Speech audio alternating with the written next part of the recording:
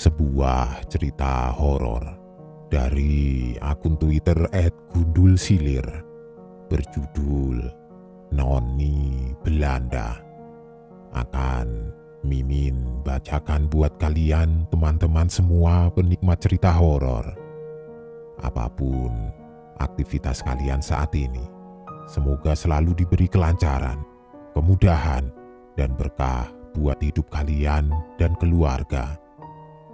Langsung saja, selamat mendengarkan. Semoga kalian masih berani. Salam horor.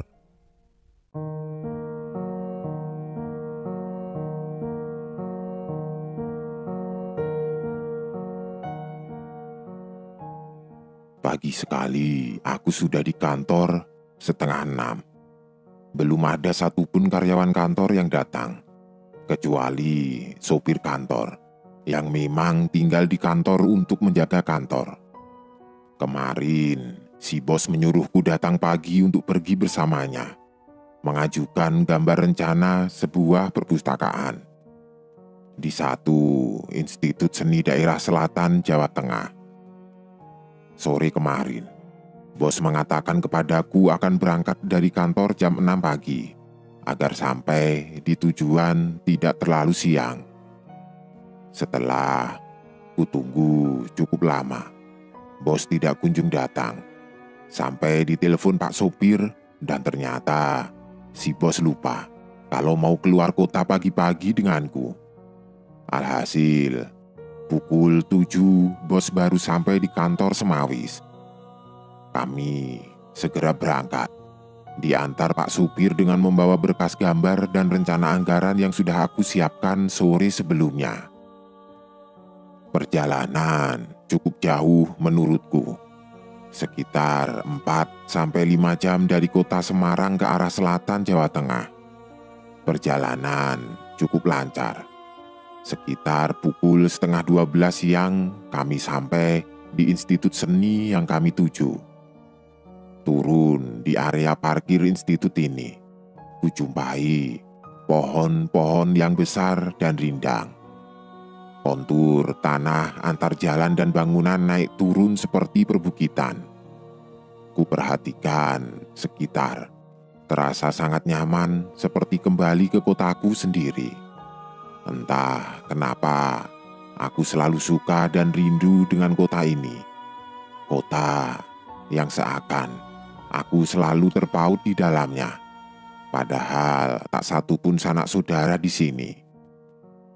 Kuperhatikan pepohonan besar-besar sekitar. Beberapa penghuni pohon seakan menyapaku ramah. Seakan mereka menganggukkan kepalanya tanda menyapaku. Aku sedikit merasa heran. Tidak seperti biasanya, mereka terlihat bersahabat. Semakin berjalan mendekati bangunan institut, samar-samar dari kejauhan, ku dengar suara gamelan. Tanganku sudah sedikit bergerak tanpa aku sadari. Gerakan gemulai menari. Sontak, segera ku pegang tanganku dan menyimpulkannya di depan. Aku berbicara sendiri dalam benakku. Dengar, itu hanya anak seni yang berlatih gamelan. Tenang, mencoba mengendalikan.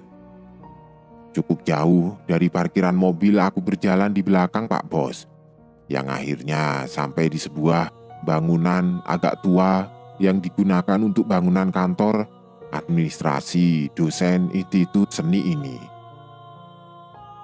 Masuk ke bangunan, disambut sebuah lorong yang kanan kirinya digunakan untuk ruangan-ruangan dosen. Pak Bos segera disambut dengan satu karyawan administrasi dan segera dipanggilkan pada dosen yang akan melihat gambar dan rencana anggaran.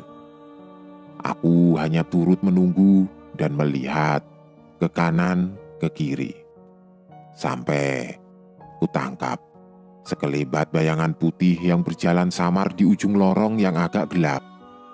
Aku masih menganggap hanya pandanganku yang dari luar terkena cahaya matahari dan masih menyesuaikan diri dengan ruangan yang teduh. Sampai aku melihat lagi. Bayangan ini seolah jalan pelan dari ujung lorong menuju ke arahku. Aku yakin ini bukan manusia, karena terlalu samar. Ku perhatikan dari bawah lantai, tidak terlihat kaki. Hanya sebuah gaun putih berindah yang menyapu lantai.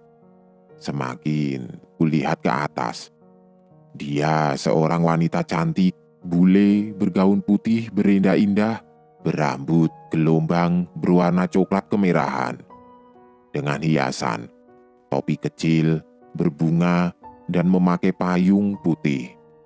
Sama persis dengan noni Belanda pada zaman dahulu. Sangat cantik, putih, dan pucat. Aku hanya terdiam, terpukau melihatnya. Yang sesaat dia menghentikan langkahnya tersenyum tipis padaku. Aku hanya bisa membalasnya dengan anggukan. Yang akhirnya pandanganku terpecahkan oleh suara bos yang mengajakku ke ruangan dosen. Kami disuruh menunggu sebentar di ruang ini. Aku dan si bos masuk, sempat kulihat lagi sosok noni Belanda tadi. Dia seolah melayang ke arah berlawanan dan menjauh. Aku hanya melihat bagian punggung payungnya. Sesaat, dosen yang akan mengkoreksi gambar sudah datang. Segera aku jelaskan semua desain gambar yang sudah aku buat. Setelah gambar di ACC dan beberapa ada yang minta diganti speknya, gantian Pak Bos yang membicarakan masalah anggaran. Iseng-iseng, aku melihat ke arah pintu yang menuju lorong. Dan betapa kagetnya aku. Kudapati noni tadi sudah berdiri di depan pintu seolah menungguku. Dia masih tersenyum tipis kepadaku. Kusembunyikan rasa kagetku agar tidak tampak ekspresi terkejut aneh ketika dilihat Pak Bos. Karena Pak Bos sepertinya akan berbincang agak lama. Aku mencoba berkomunikasi dengan noni Belanda tadi dengan mencuri-curi pandang ke arah pintu. Kutanyai apa maunya, kenapa mundar-mandir di bangunan ini dan kenapa mendekatiku. Adakah yang ingin dikatakan? Tapi tidak ada jawaban. Tidak ada jawaban apapun darinya. Dia hanya menundukkan pandangannya dan terlihat meneteskan air mata. Baiklah. Aku tidak akan menanyainya lagi. Mungkin itu membuat dia jadi resah. Sampai pengajuan rencana gambar dan rencana anggaran biaya yang kami ajukan selesai. Noni Belanda ini masih menungguku di depan pintu. Aku keluar dari ruangan bersama bos dan dosen institut tadi. Kukatakan pada noni Belanda aku akan pulang. Apa dia ingin mengantarku sampai depan institut? Tapi noni menggelengkan kepala dan mengangkat tangannya menunjuk ujung lorong terdalam dari bangunan ini. Seolah dia memberikan jawaban dari banyak pertanyaanku tadi. Aku melihat sesosok hitam besar yang tidak begitu jelas di kejauhan lorong. Sepertinya noni tidak bisa kemanapun karena sosok ini. Noni Belanda mengantarku sampai ke pintu bangunan ini saja. Dia terus melihatku dengan tatapan kosong, melihatku yang berjalan menjauh dari tempatnya berdiri. Aku dan Pak Bos menuju masjid untuk sholat duhur. Dalam perjalanan ke masjid, aku masih disambut para kuntilanak yang bergelayutan di pepohonan yang rindang itu. Dari jauh masih terdengar suara latihan gamelan para mahasiswa. Di depan masjid ada sebuah bangunan yang kosong, entah belum jadi atau memang ditinggalkan. Kulihat sesosok mahasiswa menari di dalamnya dengan pakaian khas penari mengikuti alunan gamelan. Mungkin dia penari salah tempat, atau mahasiswa tidak kasat mata. Aku juga tidak tahu, entahlah. Aku segera sholat. Dan ketika keluar masjid, penari tidak kasat mata ini sudah berada di sisi samping masjid. Sepertinya dia ingin mengajakku menari. Oh, tidak. Aku buru-buru menuju mobil kantor yang sudah ditunggu oleh Pak Bos.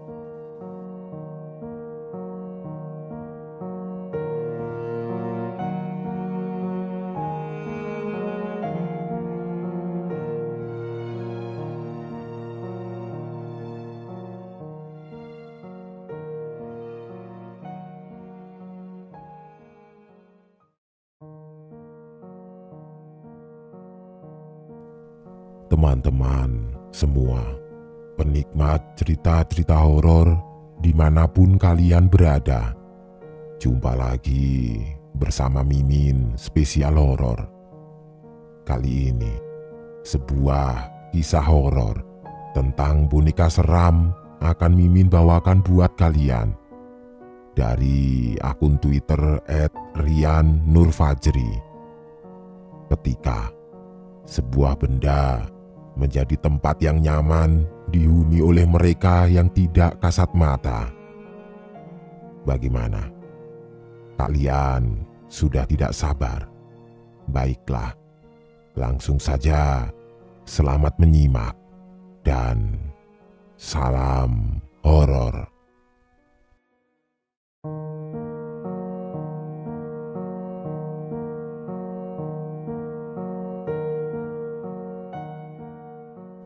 Perkenalkan, nama ibu ini adalah Bu Suryati. Apa yang dialami oleh beliau dan anaknya tidak banyak yang tahu, karena memang benar-benar dikip sama beliau. Cerita kepadaku pun karena aku jauh dan tidak akan sampai ke daerahnya juga cerita ini. Bu Yarti dan suaminya sudah lama bercerai.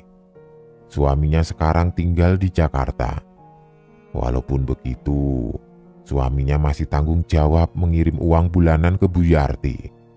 Anaknya nanti akan aku ceritakan. Kejadian bermula 5 tahun yang lalu. Sudah cukup lama memang, tapi setiap detail kejadian mistisnya Bu Yarti tidak lupa sama sekali. Kejadian ini berlangsung hampir 3 bulan, dan itu sangat menyiksa dia. Hari itu, sang suami sedang berkunjung. Kebiasaannya adalah mengajak sang anak satu-satunya itu jalan-jalan ke pasar untuk jajan. Tapi sepulangnya dari pasar, si anak membawa sebuah boneka. Bu Yarti awalnya biasa saja melihat boneka itu dan si anak kelihatan senang sekali. Semenjak dapat boneka itu, si anak selalu membawa boneka itu kemanapun, kapanpun, bahkan saat tidur. 4 hari boneka itu ada di tangan si anak, tidak ada perasaan atau kejadian ganjil sama sekali. Memang, si anak sering mengajak ngobrol boneka itu. Tapi Bu Yarti pikir masih hal wajar, karena kebanyakan anak kecil yang punya boneka juga melakukan seperti itu. Hingga akhirnya, malam hari saat mau tidur, Bu Yarti tidak sengaja menumpahkan susu buat anaknya ke boneka itu. Karena takut lengket, Bu Yarti mengambil boneka itu dari pelukan anaknya tapi ditolak oleh si anak. Bu Yarti sedikit memaksa mengambil bonekanya, tapi si anak menangis kencang saking tidak mau diambil bonekanya. "Sebentar ya dek, ibu cuci dulu, takut lengket," si anak menjawab. "Kalau dicuci nanti Gianya menangis bu." "Menangis? Kamu itu ya, boneka itu tidak bisa menangis dek. Kemarin malam dia senyum ke aku kok bu." Mendengar jawaban dari si anak membuat Bu Yarti merinding. Dia paham kalau anak kecil tidak mungkin berbohong, tapi apa mungkin boneka bisa tersenyum? Bu Yarti cuma bisa senyum ke anaknya. Tapi dalam pikirannya banyak tanda tanya maksud dari omongan anaknya tadi. Tapi ya sudahlah. Bu Yarti pikir omongan anak suka mengada-ada. Jadi Bu Yarti cuekin. 2 hari setelah itu, anaknya sedang main keluar dengan anak-anak tetangga sebelah. Bu Yarti berniat bersih-bersih kamar anaknya karena cukup berantakan. Setelah teman-teman mainnya itu datang ke rumah, banyak mainan yang berantakan di lantai. Saat sedang fokus membereskan mainan yang berantakan, sekelebat Bu Yarti melihat boneka itu ada di atas kasur dan berada di bawah bantal. Tidak ada pikiran aneh-aneh awalnya, tapi tiba-tiba pikiran Bu Yarti mengarah ke omongan si anak waktu itu. Dan kebetulan atau tidak, Bu Yarti pun merasa suasana di kamar itu seperti berubah. Rasanya seperti ada sedikit aura mistis, bahkan sampai membuat Bu Yarti merinding.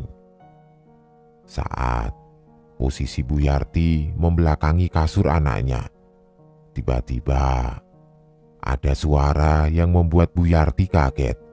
Suara seperti benda digeser. Bu Yarti diam sejenak tapi lanjut membereskan mainannya lagi. Setelah semua mainan rapi di bak khusus main anaknya, dia taruh bak itu di bawah kasur.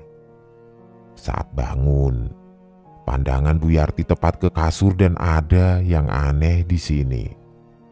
Bu Yarti ingat, walau cuma sekelibat lihatnya, tapi dia benar-benar ingat kalau boneka itu ada di bawah bantal. Tapi kenapa boneka itu sekarang ada di atas bantal? Bu Yarti langsung keluar dari kamar anaknya, pikirannya kacau.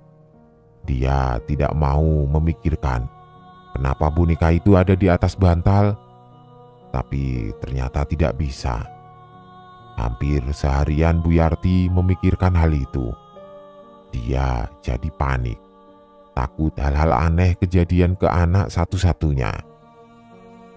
Karena hal itu, Bu Yarti menjadi penasaran dari mana asal boneka tersebut.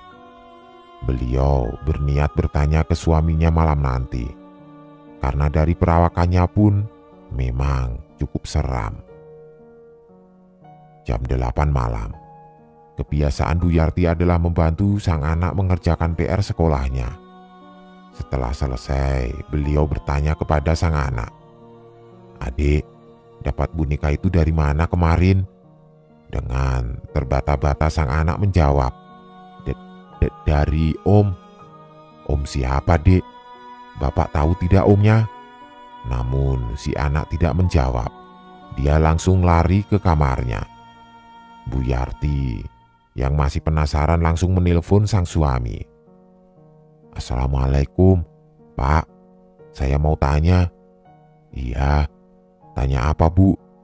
"Ini loh, anakmu dapat boneka dari mana?" "Oh, itu pas ke pasar. Aku lagi ngobrol sama Pak Dendi dan si adik main berdua sama anaknya, Bu." "Terus bonekanya dari mana, Pak?" Mendengar pertanyaan Bu Yarti seperti itu membuat suaminya jadi curiga. "Memang ada apa toh, Bu? Ada yang aneh memangnya?" "Tidak apa-apa, Pak. Saya cuma tidak srek saja melihat bonekanya." "Ya sudah toh, Bu. Selama si adik suka sama bonekanya, ya biarin saja. Toh namanya juga anak cewek, suka main sama boneka." Entah kenapa, di situ Bu Yarti pasrah. Mendengar jawaban sang suami seperti membuat Bu Yarti malas membahasnya. Setelah selesai telepon, beliau berjalan ke arah kamar anaknya. Posisi pintu kamar anaknya sedikit tertutup, dari luar samar-samar obrolan anaknya dengan boneka itu. "Kamu jangan nangis lagi ya, ada aku di sini." Ibu mana yang tidak takut mendengar hal seperti itu? "Adik, kamu ngomong sama siapa?" sama Gia. Di sini, Bu Yarti mulai merasa ada yang aneh dengan boneka itu. Perasaannya saat melihat boneka itu seperti takut. "Adik, nanti tidur sama ibu ya." "Tidak mau, aku sama Gia saja tidurnya," sembari memeluk boneka itu. Bu Yarti tidak bisa memaksa. Kalaupun boneka itu diambil akan membuat anaknya nangis kejer. Jam menunjukkan pukul 9:30 malam. Semenjak punya boneka itu, anaknya jadi jarang keluar dari kamar, seakan dia menemukan teman baru. Namun, Bu Yarti masih berpikir positif. Mungkin masih suka dengan mainan barunya. Saat itu, beliau sedang nonton TV di ruang tengah. Suara tawa anaknya samar-samar terdengar. Namun, entah kenapa, membuat Bu Yarti risih mendengar suara tawa itu. Akhirnya, beliau samperin ke kamar anaknya itu. Pintu kamarnya tertutup rapat, tidak seperti biasanya. Saat pintu terbuka, ternyata si adik sudah tidur dan posisi bonekanya ada di bawah lantai. Lalu, suara ketawa siapa tadi? Makin kesini, Bu Yarti sadar. Semenjak boneka ini datang, kejadian-kejadian ganjil mulai terjadi di rumahnya. Dengan sedikit panik, beliau tutup perlahan pintu kamar anaknya. Pikirannya tentang suara tawa tadi berputar-putar. Ini adalah pertama kalinya beliau mengalami hal seperti ini. Bu Yarti langsung menuju kamar mandi dan ambil wudhu. Semoga tidak ada kejadian apa-apa kepada anaknya. Selesai wudhu, Bu Yarti menuju kamarnya untuk bersiap tidur. Kebetulan kamarnya berada tepat di samping kamar anaknya. Saat melewati kamar anaknya, kembali beliau mendengar suara tawa seperti sebelumnya. "Adik, sudah tidur kok bangun lagi? Sudah malam, jangan ketawa-ketawa begitu." Namun, suara tawa itu masih ada, seakan perkataan Bu Yarti dihiraukan begitu saja. Beliau sedikit kesal. Beliau buka pintu kamar anaknya berniat mau mengomeli.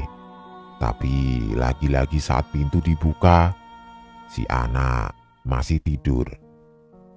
Pikir Bu Yarti ini anak mungkin sengaja tidur bohongan supaya tidak diomeli, dan juga boneka yang tadinya ada di lantai sekarang ada di atas kasur. Beliau samperin anaknya.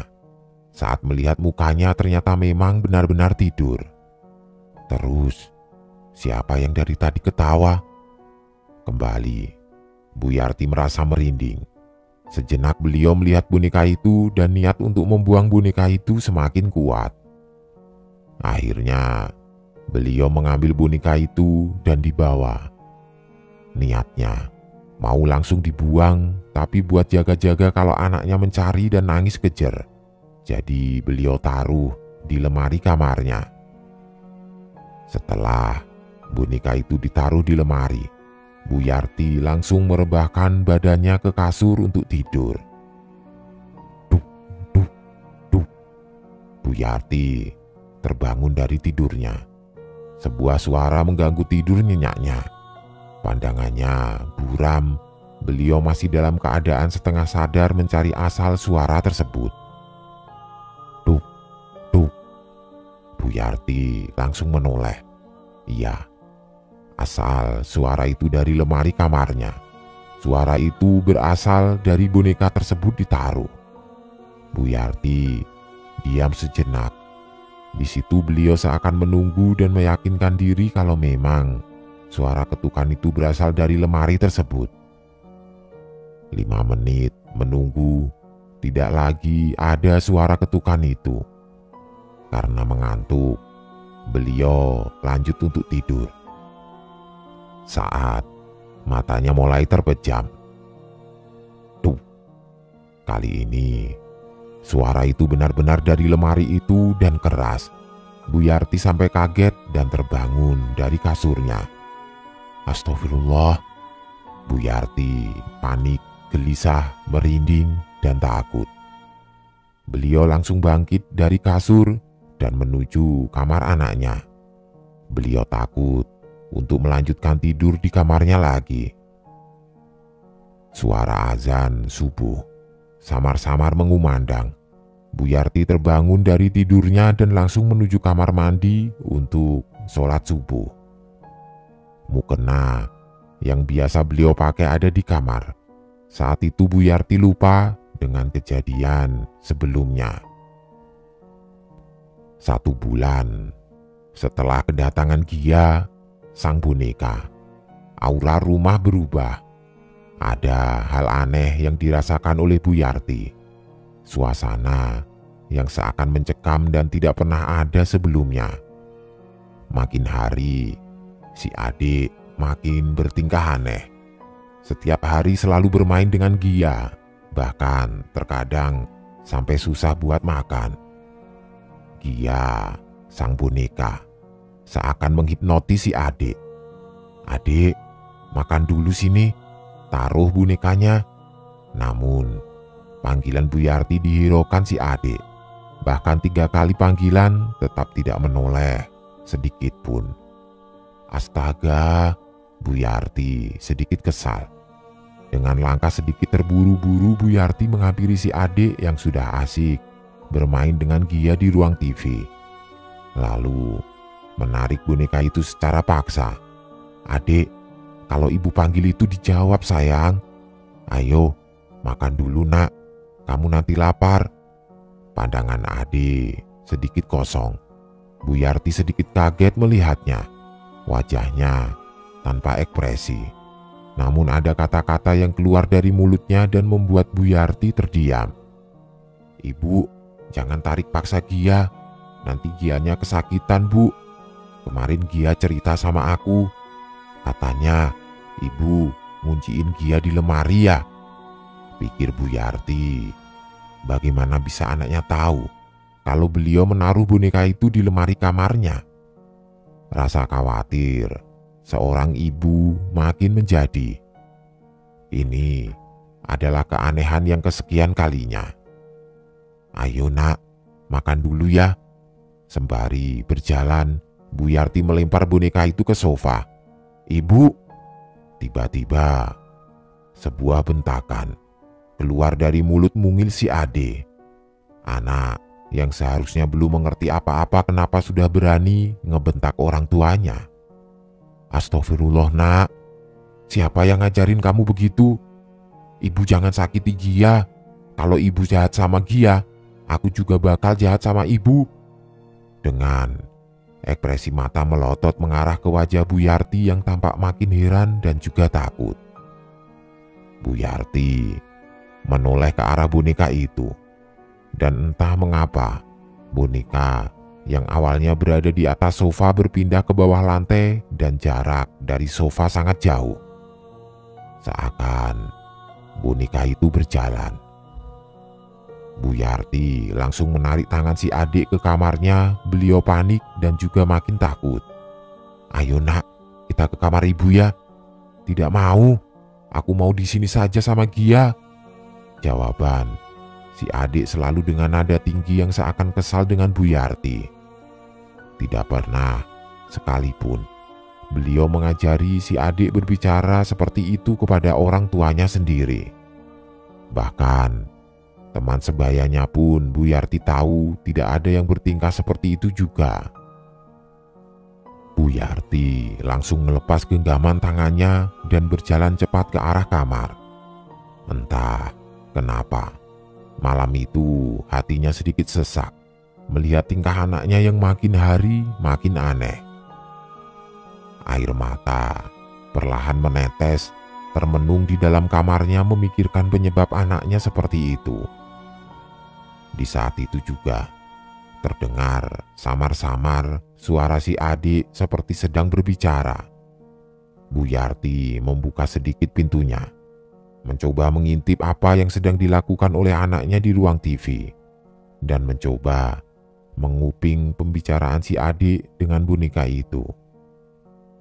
"Iya, tenang saja ya, aku bakal jagain kamu terus kok." Tidak terasa, air mata Bu Yarti makin deras melihat tingkah anaknya itu. "Dia tidak boleh sedih terus, nanti malam cerita lagi ya sama aku di kamar kalau ibu sudah tidur." Di saat Bu Yarti menguping, tiba-tiba beliau kaget. Si adik tiba-tiba menoleh ke belakang. Matanya tajam menatap Bu Yarti yang berada di antara sela pintu kamarnya.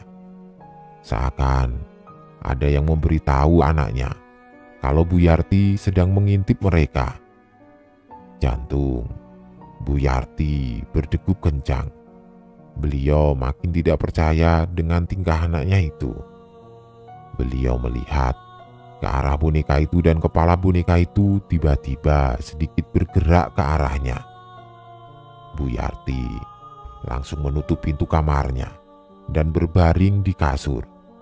Entah kenapa malam itu nyalinya ciut. Beliau pun takut untuk mengajak anaknya ke kamar setelah mendengar ancamannya tadi. "Maaf Bu, itu beneran kepala bonekanya bergerak." "Beneran Mas, berani sumpah saya tidak bohong," jawab Bu Yarti. Jujur saja, aku yang mendengarkan cerita dari Bu Yarti penasaran. Aku pun mengira kejadian boneka yang kepalanya bisa bergerak ini cuma di TV-TV saja. Bu Yarti pun melanjutkan ceritanya. Malam itu juga Bu Yarti langsung berbaring di tempat tidurnya, menangis hingga tidak terasa membuat dia tertidur. Beliau sedikit ingat, saat tertidur itu beliau bermimpi berada di dalam sebuah rumah yang ornamennya beda dengan rumah-rumah yang ada di Indonesia. Seakan itu adalah tempat yang asing buat Bu Yarti. Beliau duduk di sebuah bangku kayu. Di depannya terdapat sebuah kasur besar. Lalu Bu Yarti menoleh ke sebelah kirinya. Betapa kagetnya beliau melihat seorang anak kecil sedang membelakangi Bu Yarti. Di tangannya sedikit terlihat sebuah kaki boneka.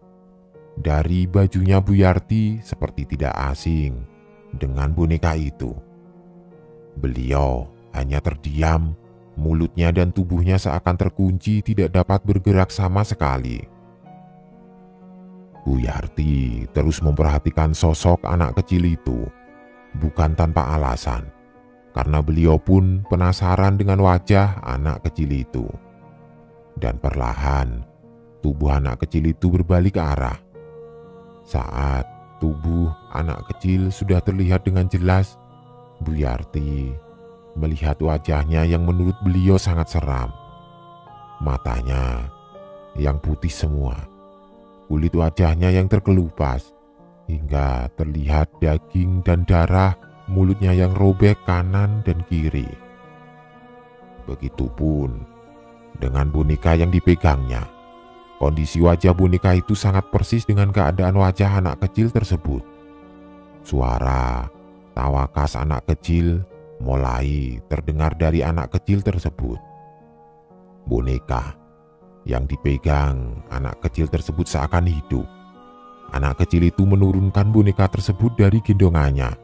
Dan memang ternyata boneka itu berdiri dan berjalan ke arah Bu Yarti dengan posisi kedua tangannya mengarah ke depan. Seakan boneka itu meminta untuk digendong oleh Bu Yarti.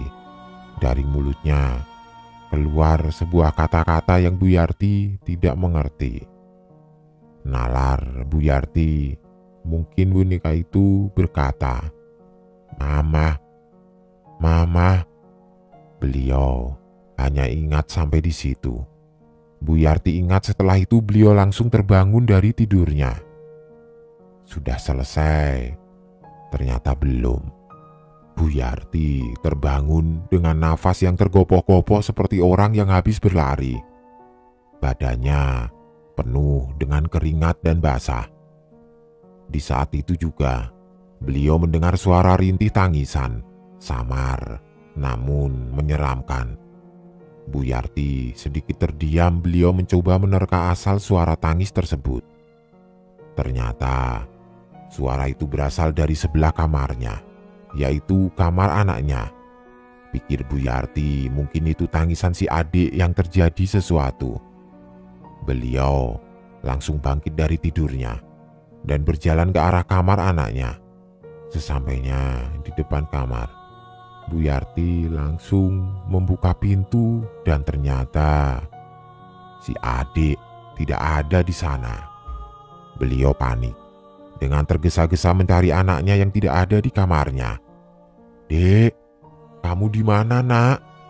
Setiap ruangan beliau hampiri namun hasilnya nihil. Perasaan Bu Yarti makin tidak karuan. Beliau takut terjadi apa-apa dengan anaknya itu. Hingga akhirnya Bu Yarti menemukan tubuh mungil anaknya di tempat yang tidak terkira sebelumnya. "Saya menemukan si adik di kamar mandi, Mas. Lagi tiduran sambil memeluk boneka itu." Menceritakan ini saja kembali membuat Bu Yarti menangis karena mengingat kejadian tersebut.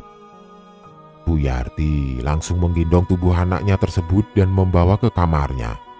Dengan keadaan menangis, beliau tidak percaya apa yang sedang terjadi dengan si adik. "Ya Allah, Nak, kamu kenapa sih? Astaga, kenapa kamu jadi begini, Nak?" Bu Yarti melihat jam dinding. Jarum jam menunjukkan pukul 2:30 pagi. Masih menjadi pertanyaan untuk beliau bagaimana bisa si adik tidur di kamar mandi. Perlahan, Bu Yarti menaruh tubuh anaknya ke kasur. Dia tidak mau membangunkan anaknya yang tertidur dengan lelap. Boneka itu dibiarkan berada di kamar mandi oleh Bu Yarti. Seakan beliau enggan memegang boneka tersebut. Malam itu seakan menjadi misteri besar buat Bu Yarti. Beliau tidak menyangka akan mengalami hal tersebut di dalam hidupnya. Boneka itu membawa kesialan menurut Bu Yarti.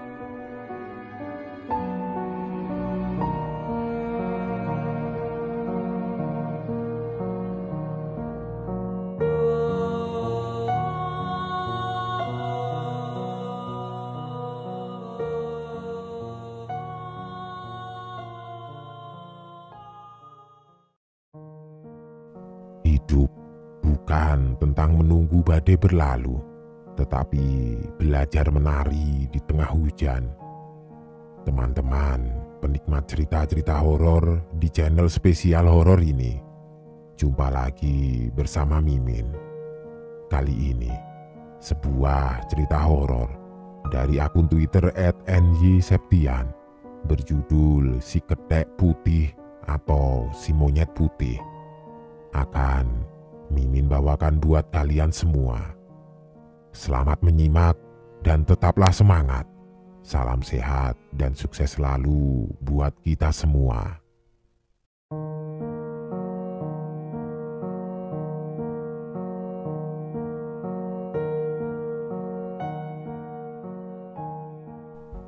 Masih dalam suasana yang sama, di rumah bambu yang berada dalam kepungan rimbunya pepohonan dan bambu. Hari-hari Mbak Ros sering sekali ditinggal emak dan bapaknya bekerja. Setelah kejadian bayi bajang, sebutan bagi bayi yang meninggal sebelum dilahirkan, di ceritaku yang kemarin, Mbak Ros sering was-was jika emak bapaknya sedang bekerja. Melihat kegundahan hati sang anak, si emak memutuskan untuk lebih awal pulang ke rumah setelah bekerja di pasar. Hari itu adalah sore yang cerah. Saat matahari sudah condong ke barat, emak terlihat melenggang dari kejauhan. Mbak Ros dan kedua adiknya menyambut dengan riang. "Ros, bagaimana? Adiknya nakal atau tidak? Mau makan atau tidak?" tanya emak. Mbak Ros menjawab, "Mau, Mak. Si Kahil Makannya banyak. Kalau si Gun cuma sedikit, banyak minumnya. Kail adalah adik pertama dan si Gun adalah adik kedua. Ya sudah, ayo masuk rumah, sudah petang. Anak kecil-kecil, pamali keluar rumah kalau sudah petang, ajak emak sambil meraih si Gun ke gendongannya. Di dalam rumah, emak mulai menyalakan ublik, satu-satunya penerangan kala itu. Dalam suasana yang sepi, emak berusaha menghibur anak-anaknya hingga waktunya tidur malam tiba. Saat emak menidurkan si Gun, tiba-tiba ada yang mengetuk pintu. Tok tok tok. Emak, Mbak Ros, dan Kail saling berpandangan. Siapa gerangan malam-malam begini bertamu? Dari kejauhan, emak memberi isyarat agar Mbak Ros dan Kail tidak bersuara. Karena emak merasa aneh. Tidak ada suara langkah kaki, namun tiba-tiba ada yang mengetuk pintu. Terhitung sampai 3 kali ketukan itu kembali. Namun tidak ada suara permisi yang terucap. Emak meraih Mbak Ros dan Kail agar tidur berdekatan. Saat Mbak Ros dan Kail sudah tidur, suara itu sirna seperti ditelan bumi. Merasa aman, emak ikut menyusul tidur dan sesaat setelah memejamkan mata, kembali terdengar suara ketukan pintu. Tok tok tok. Emak merasa takut. Namun penasaran sekali siapa gerangan yang hingga berkali-kali mengetuk pintu. Emak memberanikan diri untuk mengintip ke bedek depan. Dengan mengendap-endap, emak menuju salah satu lubang bedek dan memasang mata lebar-lebar. Melirik ke kanan dan ke kiri, hanya kegelapan. Tidak ada apapun atau siapapun di luar sana. Emak merasa lega. Hingga saat emak hendak kembali ke arah dipan tempat tidurnya, tiba-tiba suara ketukan tadi berubah menjadi seperti menggedor pintu bedek yang reot itu. Emak terperanjat, mundur pelan-pelan dan memeluk anak-anaknya yang sedang tidur. Anehnya, suara yang begitu keras tidak membuat anak-anaknya terbangun. Tubuh emak gemetar. Memang emak merasa ada yang tidak beres, karena jelas-jelas di luar tidak ada siapapun. Emak hanya berpikir itu adalah makhluk tidak kasat mata. Apabila itu manusia, apa yang dia butuhkan malam-malam begini? Di sini rumah gubuk reot. Apabila itu perampok, apa pula yang akan diambil? Emak hanya orang miskin. Emak seakan tidak mempedulikan ketukan pintu itu lagi dan menaruh harapan besar agar malam cepat berlalu dan bapak segera pulang. Dengan merangkul ketiga anaknya, emak berusaha tidur kembali. Tidak disangka, suara ketukan itu mulai mengelilingi rumah. Yang tadinya hanya di bedek depan kini bergantian dari satu sisi rumah ke sisi yang lain. Emak sangat ketakutan. Namun tidak ada yang bisa ia lakukan selain berharap. Emak berdoa dalam hatinya agar semua segera berakhir. Lalu emak berinisiatif mematikan ublik. Seketika itu suara ketukan berhenti. Ya, aneh memang. Namun emak merasa lega karena meski tanpa cahaya teror ketukan malam itu berakhir. Keesokan paginya, emak memanggil Mbak Ros. "Duk, sini sebentar, emak mau tanya." Mbak Ros mendekat dengan menjawab, "Iya mak, ada apa?" "Tadi malam kamu dengar apa?" "Tidak dengar apa-apa mak. Emak nyuruh aku tidur, aku langsung merem." "Oh, ya sudah. Kalau begitu, emak ingin terus nemenin kamu, biar bapak saja yang kerja." Merasa Jawaban emaknya tidak nyambung. Mbak Ros bertanya, "Sebenarnya ada apa sih, Mak? Kok aku tidak bisa mengerti?" Emak meraih kedua pundak Ros dan menatapnya. "Mak minta maaf ya, Nduk, karena emak sering ninggalkan kamu sendirian di rumah dengan adik-adikmu saja." Ternyata emak mulai merasa khawatir setelah kejadian bayi bajang itu. Kini emak merasakan sendiri betapa takutnya jika malam tiba. Apalagi baru semalam emak mengalami sendiri kejadian aneh ketukan pintu itu. Kemudian emak membuat kesepakatan dengan Mbak Ros. Sore itu, sebelum semua orang masuk ke rumah, emak berkata kepada Mbak Ros dan Kail, juga si Gun, bahwa apapun yang didengar dari luar sana ketika malam hari, jangan pernah mengintip, apalagi sampai keluar rumah. Dengan menakut-nakuti, emak berkata, "Kalau berani keluar rumah, nanti kamu dibawa lari hantu." Mbak Ros dan Kail mengangguk tanda mengerti. Lalu dengan sabar, emak menggiring anak-anak masuk ke dalam rumah. Setelah semua pintu bedek ditutup, emak memanggil Mbak Ros.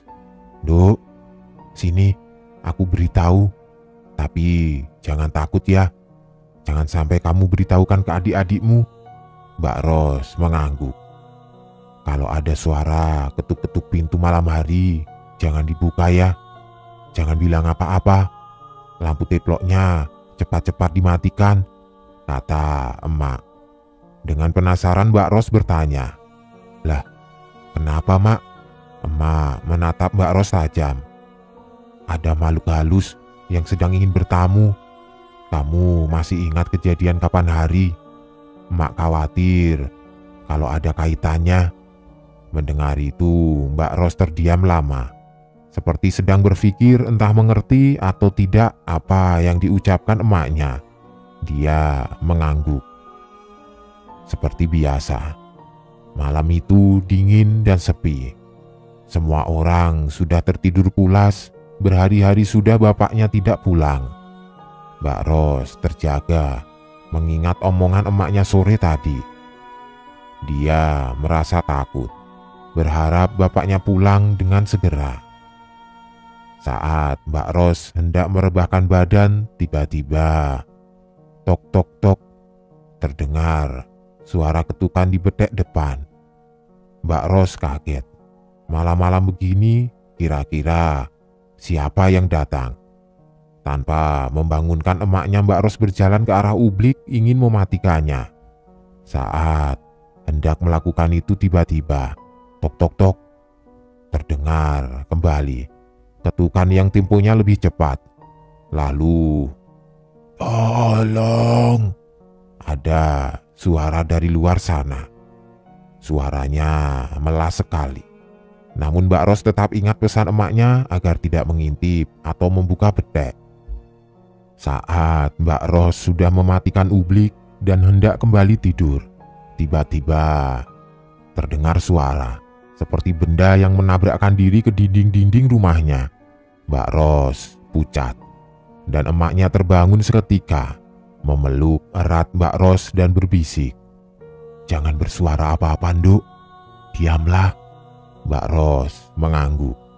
Malam itu rasanya seperti mimpi buruk. Ia masih mengingat suara itu.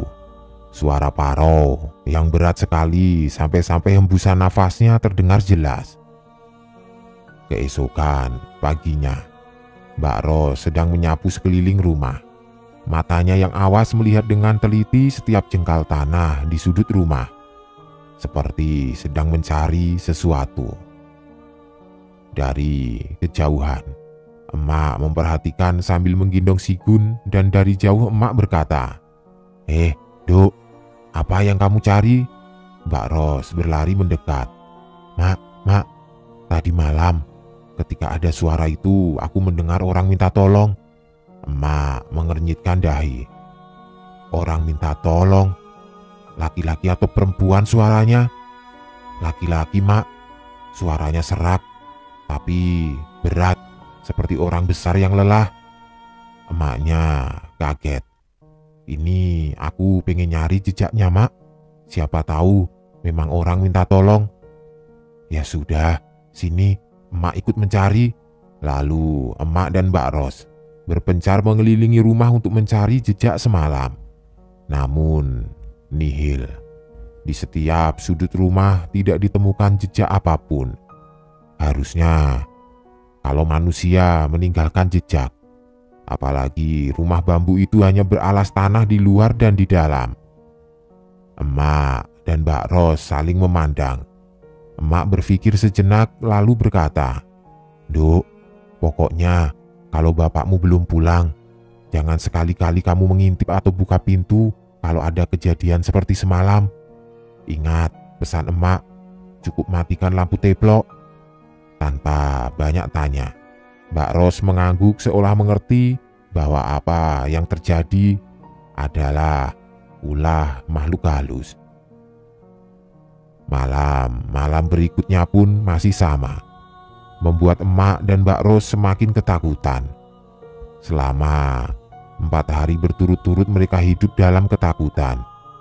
Hingga malam kelima, emak bertekad untuk begadang. Malam itu malam Jumat Legi, hari yang baik untuk menyelesaikan perkara. Ketika anak-anak sudah tidur, emak duduk sendirian menghadap ublik menanti kembalinya suara ketukan itu datang. Tidak berselang lama, tok tok tok, suara itu datang dengan tempo yang sangat pelan, seolah-olah tahu kalau emak sedang menunggu. Emak tetap diam menunggu ada suara yang muncul seperti yang diceritakan oleh Mbak Ros. Tiba-tiba, "Mak, aku tahu kamu menungguku. Tolong aku, Mak." Emak sangat takut. Namun emak bertekad menyudahi gangguan itu. Dalam keraguan, emak mematikan ublik, lalu tiba-tiba suara menggebrak di sekeliling rumah. Emak memberanikan diri berkata, "Ini rumahku. Kenapa kamu kok berani mengamuk di sini? Kamu siapa? Jangan ganggu keluarga dan rumahku. Aku orang tidak punya." Meski gemetar, emak tetap waspada, lalu sesuatu di luar sana menjawab dengan marah. "Kenapa ublik kamu matikan? Aku minta tolong. Tolong, aku cuma ingin melihat anak lelakimu." Emak kaget bukan kepalang. Dia bisa tahu kalau emak memiliki anak lelaki. Emak merasa ini tidak masuk akal. Karena merasa ini membahayakan anak-anaknya, emak berpikir bagaimana mengulur waktu agar hari segera pagi. Lalu emak berkata, "Kalau niatmu baik, aku mau menolong. Tapi kalau niat jelek, pergilah dari sini. Ini rumahku, kamu hanya tamu yang tidak diundang." Sesaat, tiba-tiba sesuatu itu hilang seperti ditelan bumi. Lalu, tiba-tiba terdengar suara tangisan. Suaranya seperti orang yang sedang kesusahan dan sedih sekali. Dan tiba-tiba lagi-lagi makhluk itu mengamuk, menabrak dinding-dinding rumah reot itu.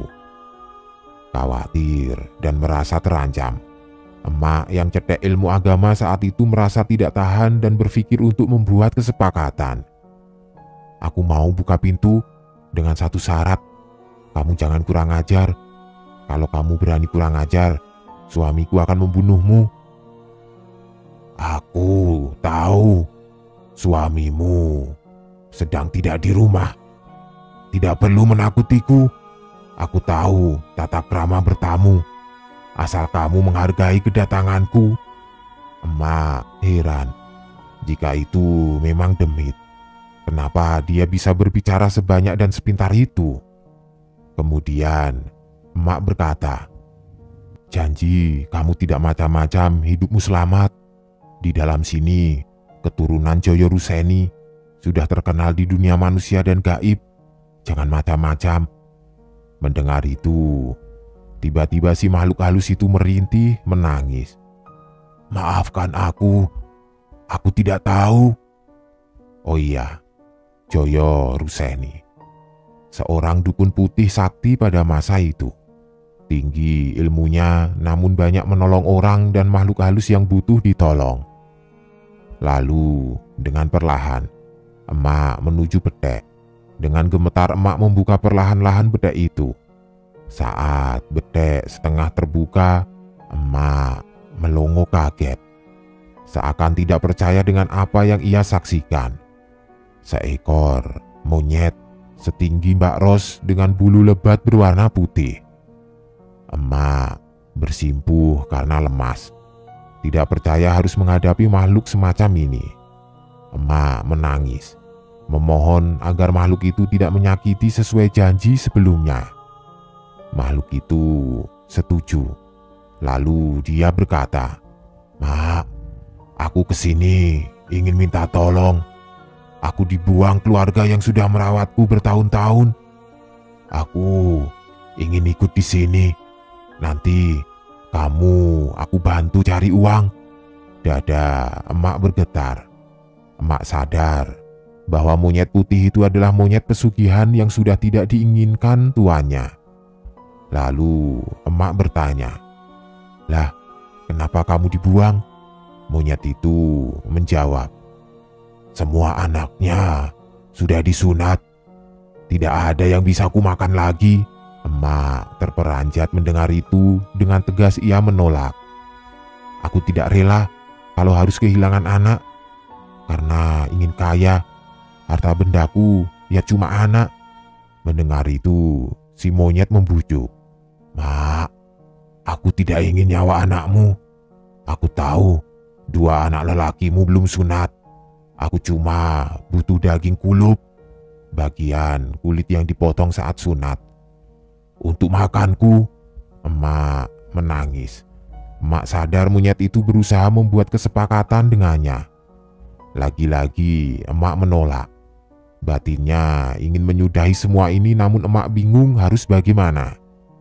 Monyet siluman itu sedang berdiri di hadapannya.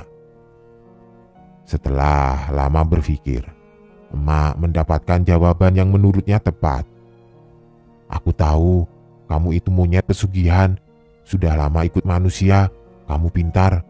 Kamu punya kekuatan. Pulang saja ke keluarga asalmu.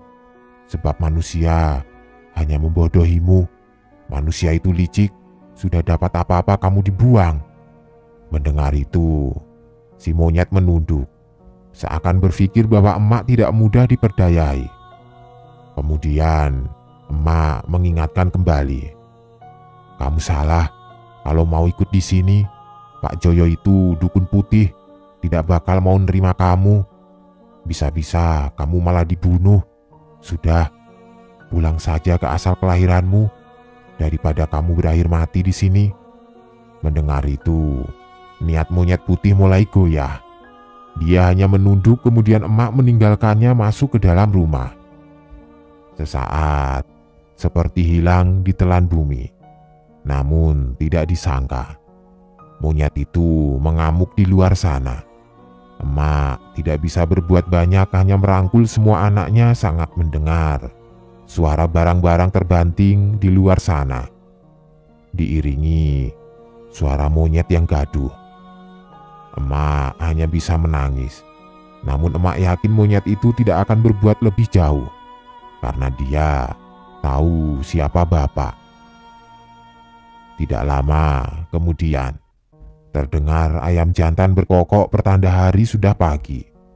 Dengan sendirinya, monyet itu tidak terdengar lagi. Emak sangat lega. Tidak lama kemudian, suara bapak datang dengan ciri khas suara cikar atau gerobak yang ditarik oleh sapi. Itulah satu-satunya kendaraan yang keluarga ini punya. Saat emak membuka pintu, emak kaget barang-barang milik emak berserakan di luar sana. Bapak memungutnya. Melihat emak datang, bapak berucap, "Syukur kamu dan anak-anak tidak apa-apa." Tampaknya bapak tahu apa yang sudah terjadi. Lalu emak mendekati bapak. "Pak, kalau pergi jangan lama-lama. Aku takut," Bapak berbisik. Mak yang tenang ya. Tidak usah takut. Tadi Bapak sudah berpapasan dengan monyet itu. Semua sudah selesai." Emak merasa lega.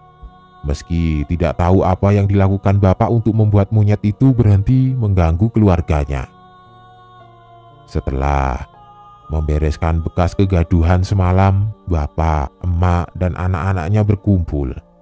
Kemudian, Bapak memberikan sebuah bingkisan untuk Emak dan Bapak berkata, "Mak, sewaktu-waktu rumah ini mendapat gangguan lagi, ini disebar di sekeliling rumah. Bapak tidak setiap hari bisa di rumah." Emak mengangguk. Mbak Ros yang belum tahu kejadian semalam hanya melihat. Kemudian Bapak juga berpesan kepada Mbak Ros agar tetap menjadi pemberani dan menurut dengan apa yang diperintahkan emaknya. Karena banyak makhluk halus yang suka mengganggu rumah dan keluarga ini. Sebab ada hubungannya dengan tersohornya Bapak sebagai dukun putih.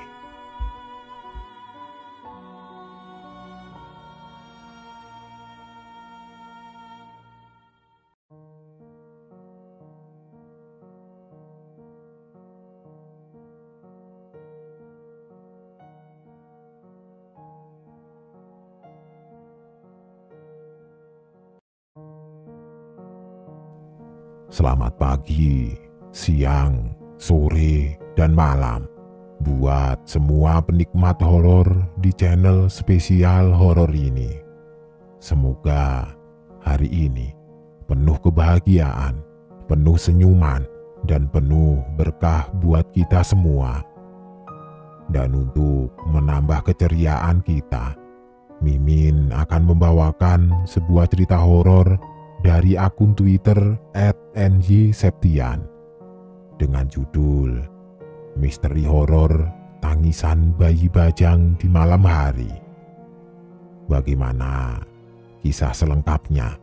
Langsung saja selamat menyimak dan salam horor.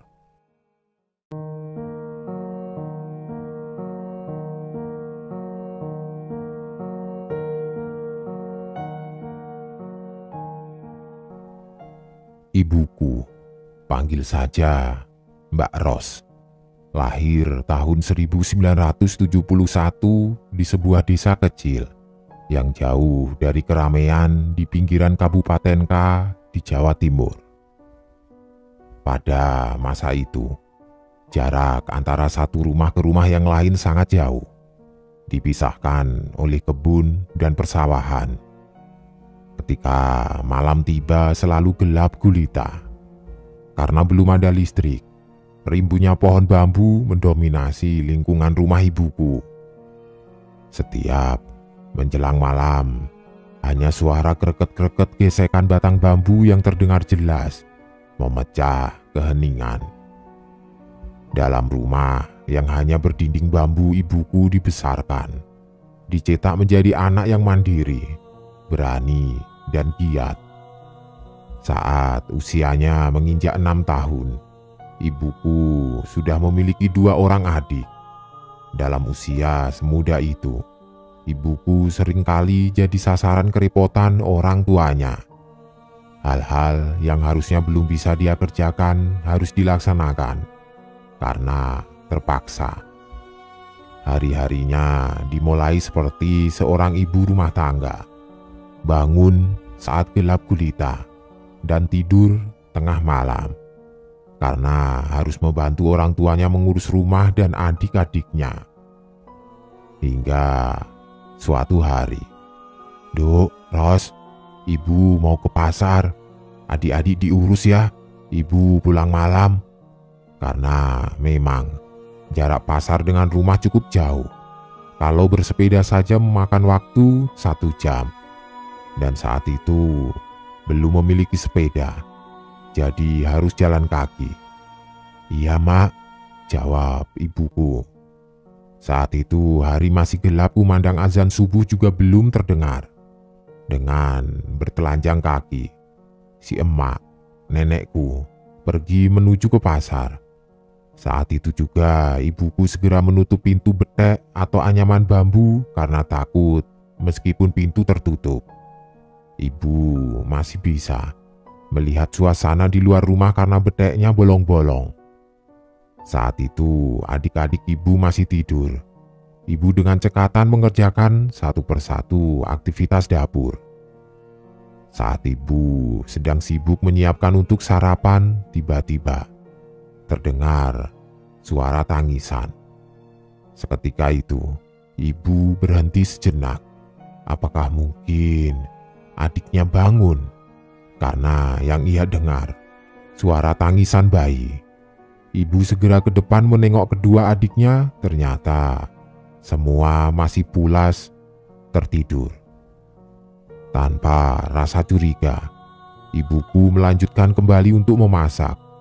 Kemudian perlahan-lahan terdengar lagi suara tangisan itu semakin kuat dan dekat, diikuti suara kreket-kreket gesekan batang bambu yang tertiup angin.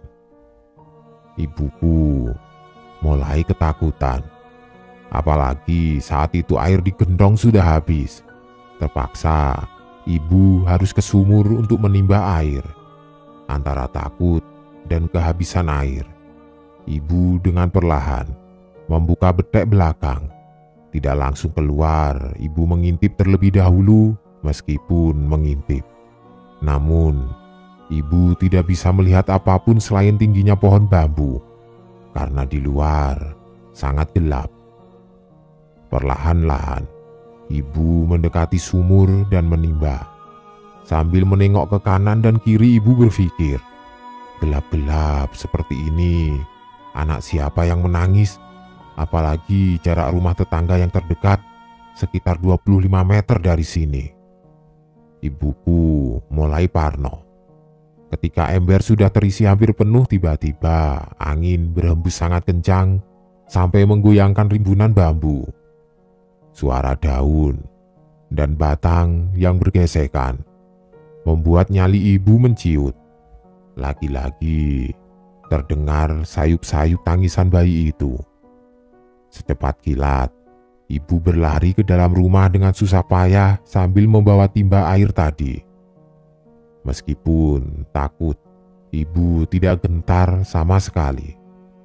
Hanya berharap agar hari lekas terang. Tidak lama kemudian, dari kejauhan terdengar azan subuh. Ibu sedikit lega. Karena itu menandakan matahari akan segera muncul. Menanti itu, ibu kembali tertegun. Apa yang terjadi? Bayi siapa itu? Seharian, ibu memikirkan hal ini. Hingga saat sore menjelang, ibu sedang memandikan adik-adiknya di dekat sumur belakang. Dan berharap emak segera pulang, dan saat itu matahari sudah condong ke barat.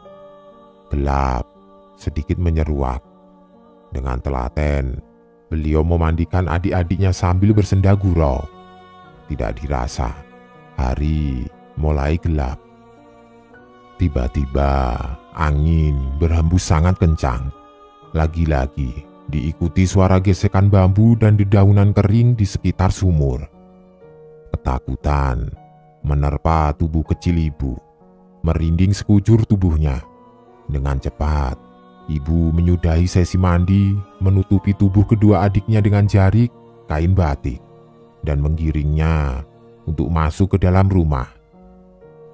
Saat sampai tepat di depan pintu belakang, sayup-sayup ibu mendengar suara tangisan itu lagi.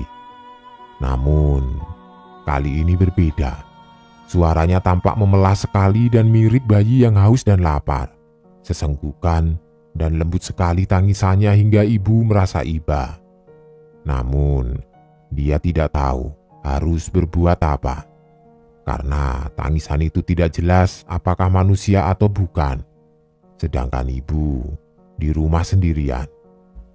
Dalam hatinya terpendam rasa takut yang amat sangat. Namun di sisi lain sangat penasaran dan kasihan. Karena dia merasa tidak kuasa, ibu bertekad menunggu emak dan bapaknya pulang untuk menceritakan hal ini. Saat ibu dan adik-adiknya sudah di dalam rumah, ibu menunggu sambil makan seadanya, berharap emak lekas pulang. Namun nihil, hari sudah malam, tidak juga terdengar suara emak. Saat ibu beranjak ke tempat tidur menyusul adiknya, lagi-lagi terdengar suara yang sama. Ibu mulai merasa ini tidak beres. Kenapa setiap hari gelap selalu terjadi seperti ini? Awalnya ibu berpikir mungkin itu suara anak tetangga. Namun janggal sekali. Jarak rumah mereka jauh. Dan tangisan ini terasa dekat sekali hanya terdengar saat gelap pula. Karena ketakutan, ibu segera memejamkan mata. Meskipun telinganya tetap waspada mendengar suara-suara di luar. Tiba-tiba terdengar suara orang membuka bedek. Dengan cahaya lampu teplok yang remang sekali ibu mengintip dari balik selimut. Ya, itu emak sudah pulang. Ibu sangat lega dengan sigap ibu menyambut. "Mak, sini istirahat dulu. Bapak kok tidak ikut pulang?" "Kenapa, Mak?" kataku. "Bapak ke kota. Kalau tidak besok, ya lusa pulangnya." "Kenapa tiba-tiba nanyakan Bapak? Tumben?" Emak balik bertanya. Dengan ragu-ragu Mbak Ros berkata, "Mak, aku takut di rumah sendiri. Kalau pergi jangan lama-lama ya." Emak menjawab, "Loh, kok tumben sih? Orang kamu itu pemberani, kok tiba-tiba takut? Lah itu ada 2 adikmu, kok masih takut?" Ibu menyahut, "Mak, dari sebelum subuh pagi ini, setiap gelap aku mendengar suara bayi nangis. Suaranya memelas. Jangan-jangan bukan anak manusia ya, Mak?" Emak terdiam sejenak, tanpa ekspresi apapun. Mbak Ros heran dan menunggu emak menjawab. "Sudah, Nduk, besok saja kalau bapakmu datang, ceritakan. Sekarang emak capek," jawab emak. Nampaknya raut wajah emak sedang menyembunyikan sebuah jawaban. Namun emak enggan membahas ini sekarang. Dari sorot matanya, nampak berpikir keras tentang ini. Hingga tiba saatnya emak akan tidur. Tiba-tiba suara itu lagi-lagi terdengar. Kali ini suara bayi menangis itu tidak hanya aku yang mendengar, tapi emak juga mendengarnya. Hingga tiba-tiba dia terbangun, menoleh ke arahku mengira bahwa si bungsu yang bangun. Karena memang si bungsu masih umur 2 tahun saat itu. Emak berkata, "Duk, apa itu yang kamu bicarakan tadi?" Tanpa menjawab, Mbak Ros, ibuku, mengangguk. Benar-benar mencekam. Suara tangisan itu melengking memecah keheningan malam. Suasana rumah yang hanya diterangi lampu teplok membuat kami semua hanya saling menatap. Lalu emak berkata, "Sudah, sekarang ayo cepat tidur. Berdoalah semoga besok Bapak pulang ya." Mbak Ros mengangguk. Dengan hati yang tidak karuan Mbak Ros berusaha tidur. Namun telinganya masih mendengar bayi itu menangis seolah-olah meminta digendong dan haus. Tapi Mbak Ros tidak bisa berbuat banyak. Saat tengah malam, si bungsu menangis karena mengompol. Mbak Ros hendak membangunkan emak. Namun tiba-tiba dia sadar emak tidak ada di sampingnya. Karena khawatir bungsu bangun, Mbak Ros berinisiatif mencari emaknya. Dari kejauhan ia melihat cahaya lampu teplok. Namun sangat redup karena jauh. Dengan perasaan takut dan waspada, Mbak Ros mendatangi cahaya itu dengan mengendap-endap. Semakin didekati, cahaya itu semakin jauh. Tidak terasa kaki Mbak Ros menginjak greng atau kumpulan duri pohon bambu. Mbak Ros kaget karena secara tidak sadar dia sudah berada di bawah rimbunnya pohon bambu. Seketika Mbak Ros bersimpuh menangis. dan cahaya itu hilang di antara pohon bambu. Dalam kekalutan Mbak Ros terus menangis. Mau lari pun tidak sanggup, kakinya serasa menancap di sana. Lemas lunglai seketika. Tiba-tiba ada seseorang menarik lengannya. "Ayo, berdiri, terus pulang." Tanpa melihat itu siapa, Mbak Ros tahu kalau itu suara emaknya. Dengan terseok-seok, Mbak Ros berjalan dengan setengah diseret oleh emaknya. Suara emak menutup bedek. "Bagaimana toh kamu ini? Kok bisa sampai di sana? Ngapain? Ini tengah malam gelap gulita." Sambil menangis sesenggukan, Mbak Ros menceritakan apa yang dia alami. Dari si bungsu mengompol hingga kenapa dia bisa berada di sana. Seketika, raut wajah emak berubah. Yang tadinya jengkel menjadi was-was dan khawatir. Lalu emak menyuruh Mbak Ros untuk membasuh tangan kakinya dengan air gentong, berharap Mbak Ros segar kembali dan segera tidur. Kali ini emak merengkuhnya supaya tidak lagi tanpa sadar keluar dari rumah. Sungguh aneh kejadian malam itu. Hingga keesokan harinya, yang diharapkan pun tiba. Bapak yang lama dinanti akhirnya pulang. Saat itu sudah hampir sore, bapak disambut oleh ketiga anaknya. "Pak, capek tidak? Sini aku pijit," kata Mbak Ros. "Alah, tumben, pasti punya harapan toh?" Mbak Ros tersipu malu mendengar jawaban si bapak. Mbak Ros kembali berkata, "Iya pak, tapi bapak jangan marah ya. Capek-capek aku malah mengadu." Bapak menjawab, "Iya, bapak tidak marah, asalkan tidak minta yang aneh-aneh." Mbak Ros berkata lagi, "Aku tidak minta pak, cuma mau mengadu." Lalu dari belakang emak menyahut, "Iya pak, tolong kalau bisa tuntaskan malam ini, mumpung malam Jumat Legi. Menurut kepercayaan di daerah kami, malam Jumat Legi adalah malam yang baik untuk berikhtiar. Oh iya, bapak yang notabene adalah seorang tetua atau orang pintar, sudah tidak kaget lagi jika emak tiba-tiba berkata demikian. Pasti ada yang tidak beres." Lalu emak menceritakan semuanya.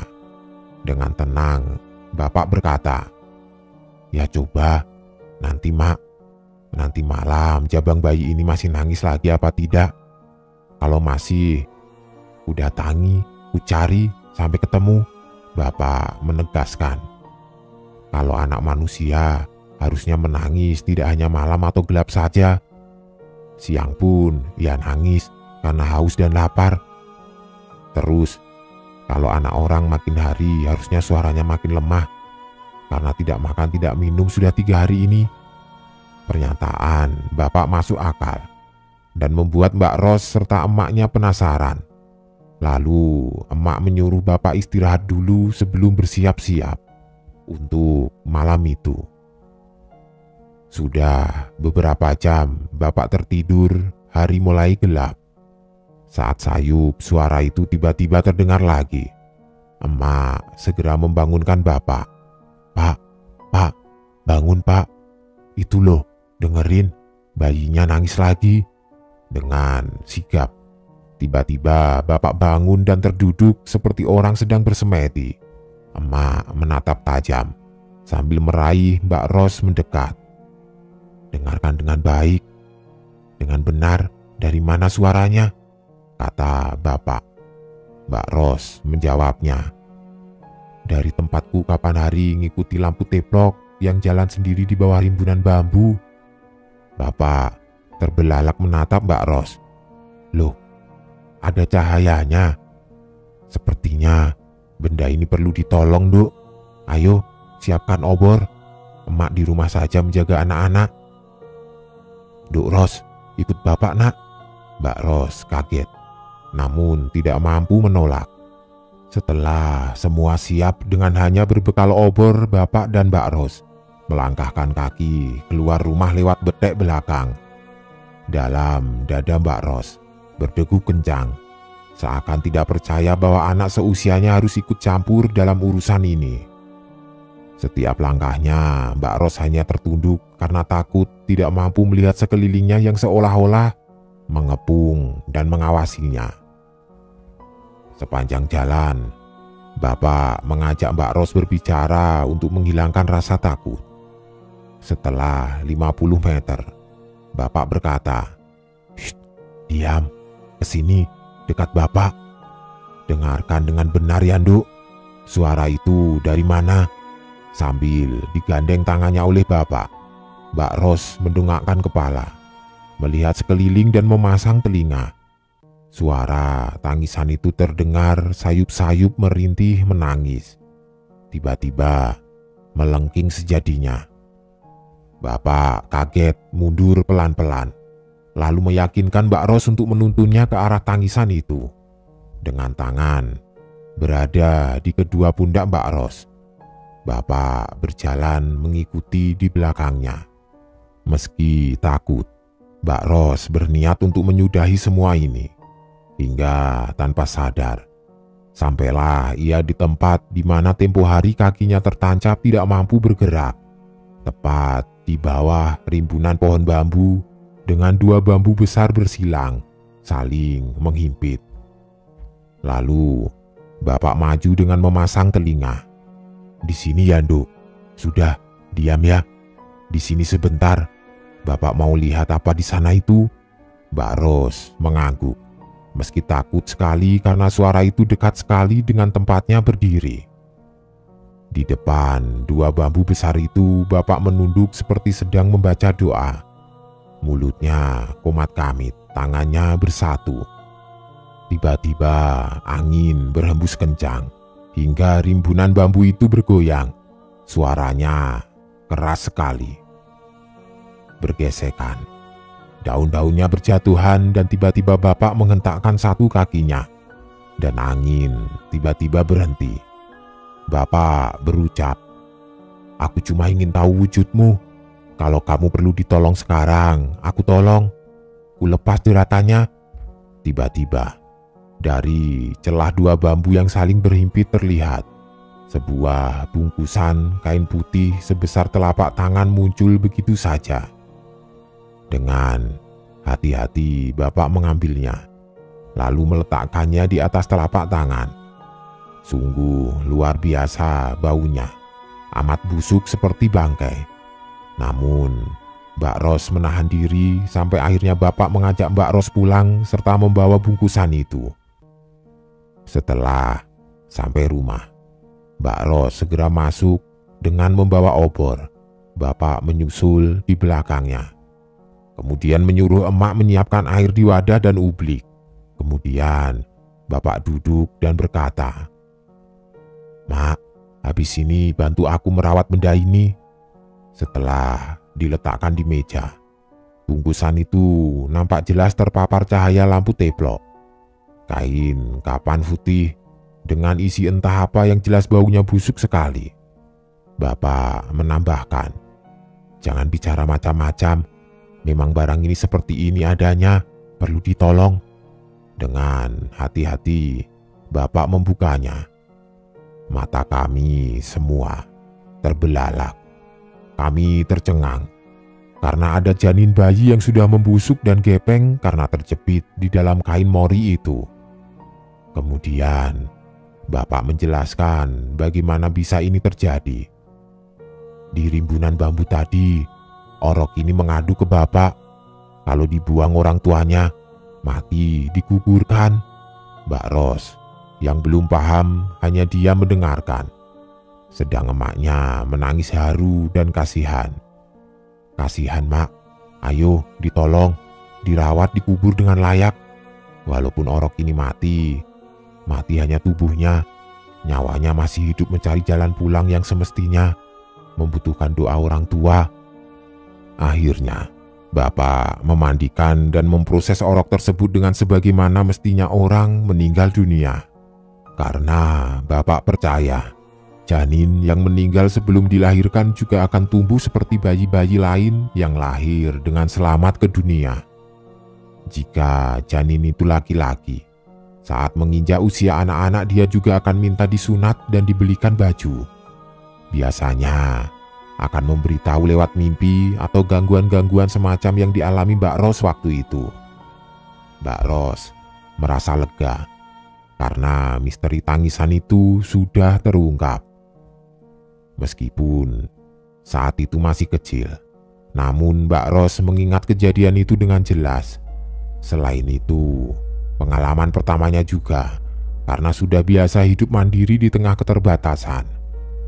Jadi, apapun yang terjadi padanya, Mbak Ros, ibuku, bisa mengingat dengan baik.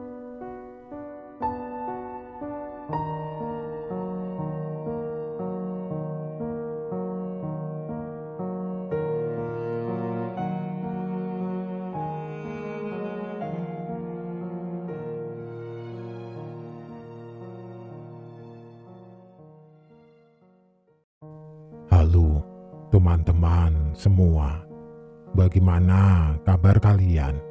Semoga selalu diberi kesehatan dan kesuksesan dalam hidupnya. Buat kalian yang setia mendengarkan cerita-cerita horor di channel spesial horor, satu lagi cerita horor akan Mimin bawakan, berjudul Satu Tubuh Dua Jiwa, dari akun Twitter @penulismalam94. Semoga kalian suka dan terhibur. Langsung saja, selamat menyimak dan salam horor.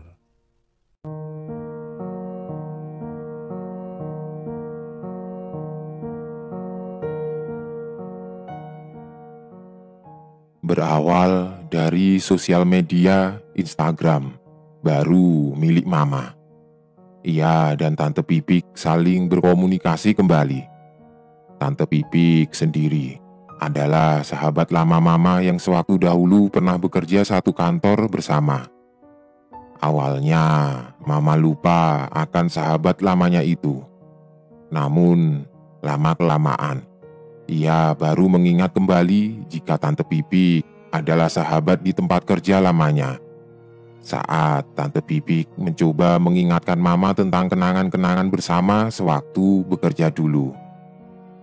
Mereka pun akhirnya saling bertukar nomor handphone dan membuat janji temu yang kebetulan ternyata rumah Tante Pipik masih berada di sekitaran Jakarta.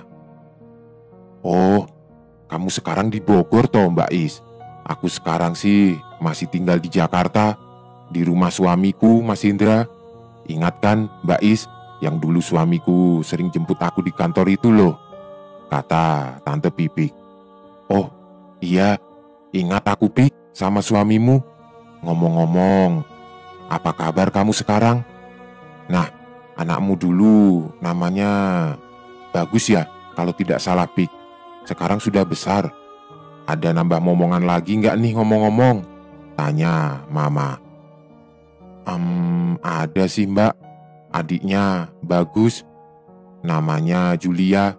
Sekarang umurnya sudah menginjak 18 tahun. Ngomong-ngomong Mbak Is, kalau aku main ke tempatmu bagaimana? Aku sekalian mau cerita banyak nih. Kangen curhat-curhatan sama Mbak Is. Mbak Is kan sudah seperti kayak mbakku dewe, jawab Tante Pipik.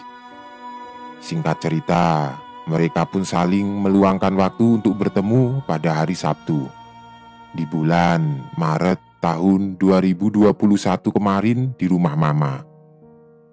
Saat itu, Tante Pipik yang sepertinya sudah rindu dengan Mama, ketika bertemu langsung memeluk Mama erat dan mereka berdua terlihat sangat sumringah setelah puluhan tahun tidak bertemu. Perbincangan hangat antara Mama dan Tante Pipik pun mulai mengalir dari mulai pembahasan tentang kabar, kesibukan, dan keluarga mereka berdua satu sama lain.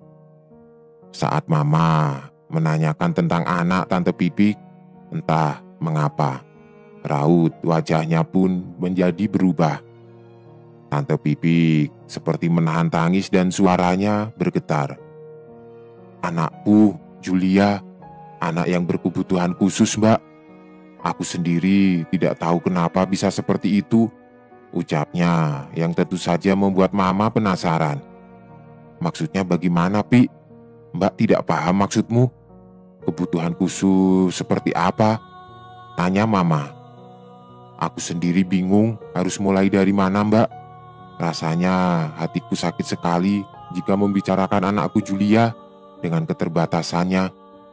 Menurut psikolog, anakku ini mengalami sakit skizofrenia, sakit mental yang biasanya si penderita akan mengalami halusinasi akut dan bahkan tidak bisa membedakan yang mana real ataupun halusinasinya, serta bipolar, perubahan mood yang ekstrim. Sebagai contoh, saat ini bisa merasa bahagia yang teramat sangat dan beberapa menit kemudian bisa berubah menjadi sedih tanpa sebab. Aku saat ini masih harus bolak-balik, Mbak, ke dokter psikolog untuk terus memantau perkembangan dari Julia. Adapun menurut orang pintar, sakitnya Julia ini sebenarnya non-medis karena ada yang menginginkan tubuh Julia, ujar Tante Pipik, yang kemudian menitikkan air mata. Mama yang masih belum mengerti maksud pembicaraan Tante Pipik menanyakan kembali dari awal mula gejala yang disebabkan sehingga membuat Julia terlahir demikian. Perlahan, dengan isak tangis, Tante Pipik mulai menjelaskan secara rinci. Dari awal anak keduanya itu yang dianggap memiliki sakit mental dan bahkan dinyatakan agak kurang waras. Jakarta, 12 Agustus 2002. Telah lahir 2 anak kembar perempuan yang diberi nama Julia dan Junia. Saat mereka lahir, Julia seperti pada bayi pada umumnya yang langsung menangis. Namun tidak bagi Junia. Junia hanya diam, tidak menangis. Suhu tubuhnya mendadak dingin dan warna kulitnya pun perlahan pucat membiru. Dokter dan suster langsung memberikan pertolongan pertama untuk Junia. Namun, naas, Junia kecil nyawanya tidak bisa terselamatkan. Menurut analisa dokter, Junia meninggal karena mengalami keadaan lemah jantung. Apabila Junia, adik Julia, hidup, keadaannya tidak memungkinkan untuk bertahan lama. Setelah Julia berumur kurang lebih 1,5 bulan, entah mengapa, ia menjadi sangat rewel tepat setelah azan maghrib berkumandang. Tubuh Julia mendadak panas dan memerah. Ia menangis kencang tanpa mengeluarkan air mata. Bahkan pernah Julia sampai mengeluarkan air mata darah. Entah berapa kali Tante Pipik dan suaminya membawa Julia ke klinik terdekat. Namun, dokter yang menangani Julia hanya mendiagnosis Julia terkena alergi cuaca sehingga ia rewel pada waktu senja sore hari. Karena tidak kunjung mendapatkan kesembuhan, walaupun sudah berkali-kali pindah klinik untuk pengobatan Julia, sang kakek menyarankan untuk membawa Julia ke orang pintar saja. Barangkali ada makhluk halus yang mendekati Julia. Maklum saja, karena saat itu bisa dibilang Julia masih berusia di bawah 3 tahun. Dan pastinya masih peka dengan makhluk-makhluk tidak kasat mata. Yang lebih mengejutkan, saat pertama kali Julia bisa mengucap bukanlah kata papa atau mama. Justru Julia berulang kali mengucapkan Dedek atau yang artinya adik. Dan tangan kecil Julia selalu menunjuk ke arah atas sambil berdadah-dadah serta tertawa. Padahal Tante Pipik dan sang suami maupun kakaknya Bagus tidak pernah mengajari Julia untuk menyebut kata tersebut. Sesampainya di tempat orang pintar, Tante Pipik dan suaminya langsung menceritakan apa yang dialami dengan anaknya Julia. Setelah menerawang dan mulutnya merapal-rapalkan bacaan, kemudian si orang pintar berkata, jika ada kembaran Julia yang selalu berada dekat dengannya, Seketika, pernyataan orang pintar tersebut membuat Tante Pipik serta suaminya terkejut. Ia bahkan tidak menceritakan jika Julia memiliki kembaran kepada orang pintar itu. "Lalu bagaimana ya Pak, supaya anak saya ini tidak rewel terus?" tanya Tante Pipik penasaran. Sang orang pintar kemudian membawakan sebuah air dalam botol yang di dalamnya dimasukkan tulisan raja serta kembang 7 rupa untuk dibuat mandi oleh Julia. Sesudah melakukan saran dari orang pintar tersebut untuk memandikan Julia, perlahan-lahan kondisi Julia mulai membaik dan ia tidak lagi rewel saat di sore hari. Berlanjut saat usia Julia menginjak ke-5 tahun. Perilaku Julia mulai aneh lagi. Julia yang sudah mulai aktif bermain dan pandai berbicara, entah mengapa seringkali ia berbicara sendiri. Tante Pipik yang mulai curiga dengan tingkah laku Julia kemudian berbicara dengan sang suami. Namun, saat itu suami Tante Pipik masih menganggap wajar saja jika anak kecil seumuran Julia ini masih suka berimajinasi dengan khayalannya sendiri. Lama-kelamaan, sejak dari usia 5 tahun itu sifat Julia mulai berubah-ubah. Terkadang, Julia seperti anak kecil pada umumnya yang suka aktif bermain dengan teman sebayanya ataupun bermain mainan miliknya. Tetapi, entah karena sebab apa, Julia bisa yang tiba-tiba menjadi marah-marah tidak jelas dengan membanting-banting barang di sekitarnya. Bahkan, sampai menyakiti teman-teman bermain Julia. "Aku bukan Julia, aku bukan Julia," teriaknya berulang kali ketika sedang datang amarahnya. Julia pun menjadi sering menyendiri dan kegemarannya menggambar 2 anak kecil berambut panjang. Saat ia ditanya siapa yang ia gambar, Julia bahkan mengamuk dan berteriak-teriak kembali. "Mas, ini anak kita Julia kok sifatnya semakin aneh ya. Anak-anak tetangga sudah tidak ada lagi yang mau bermain dengan Julia.